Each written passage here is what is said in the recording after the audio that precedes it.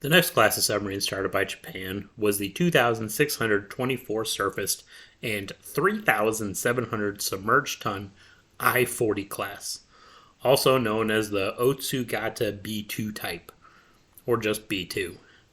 These six were built between March 1942 and January 1944. They were basically repeats of the I-15 class. The only difference was that they had a slightly deeper diving depth due to stronger hulls. Not much to report here. None survived. I could add that I-41 crippled the light cruiser Reno bad enough to take her out of the war. I-40 was started March 18, 1942 and completed July 31st, 1943. I-41 was started March 18, 1942 and completed September 18, 1943. I-42 was started March 18, 1942 and completed November 3rd, 1943. I-43 was started April 27, 1942 and completed November 5th, 1943. I-44 was started June 11, 1942 and completed January 31st, 1944. I-45 was started July 15, 1942 and completed December 28, 1943. Main armament was 6 bow 533 mm tubes for 17 torpedoes.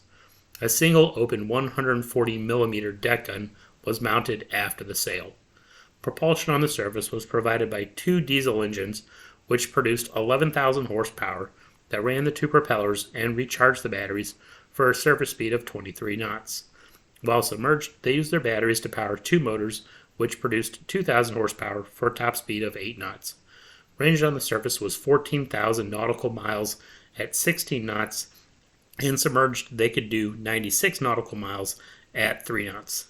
Test diving depth was 100 meters. A hangar was built in the front of the sail that housed a single float plane with a catapult in front of it. Soon after completion, I-43 had her deck gun removed and was fitted with a Daihatsu landing barge. In April 1944, I-44 was fitted with Type 13 radar. In October 1944, I-44 lost her deck gun and hangar in exchange for being able to carry 4 chitin and having Type 22 radar fitted. I-40 completed her post-commissioning workup in mid-November 1943 and headed for Truk. Only a few days later, she left Truk to try and derail the American invasion of the Gilberts. West of Macon on November 25, 1943, she was sunk by the destroyer Radford. I-41 completed her post-commissioning workup at the end of December 1943 and headed south, where she made numerous supply runs from Rabaul to Truk to New Guinea until late April 1944 when she returned to Japan. With the refit completed in mid-May, she headed back south to patrol around New Guinea, but in mid-June was redirected to the Marianas to help to try to interdict the American landings there. With the outcome obvious, she evacuated pods from Guam back to Japan, arriving at the end of the month. With the next hotspot being Leyte, in late October, she left Japan to patrol off Leyte Gulf. Off San Bernardino Strait, on the evening of November 3rd, she managed to put 2 torpedoes into the light cruiser Reno. One was a dud, but the other worked just fine, and the crippled cruiser had to be towed away for repairs. Just after dawn, east of Samar, on the morning of November 19, 1944, having been guided in by Avengers from the escort carrier Anzio, the destroyer escort Lawrence C. Taylor hedgehogged and sunk her.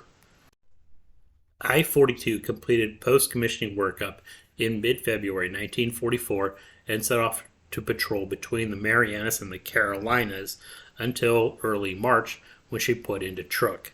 In mid-March, she left Truk and headed to Palau, where she picked up supplies for Rabaul and left port.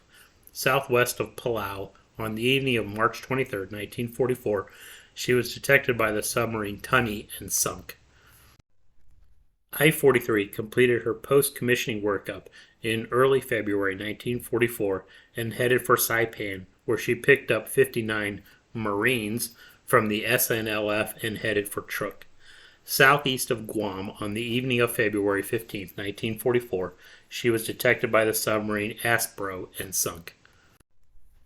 I-44 departed Japan in mid-April 1944 and headed for New Ireland, but on May 17th was spotted by a patrol plane which heavily damaged her, sending her back to Japan for repairs. Seemingly repaired, on October 20th, she left port to try to interdict the American landings at Leyte, but when she tried to dive, one of her trim tanks exploded, badly damaging her. Back to port.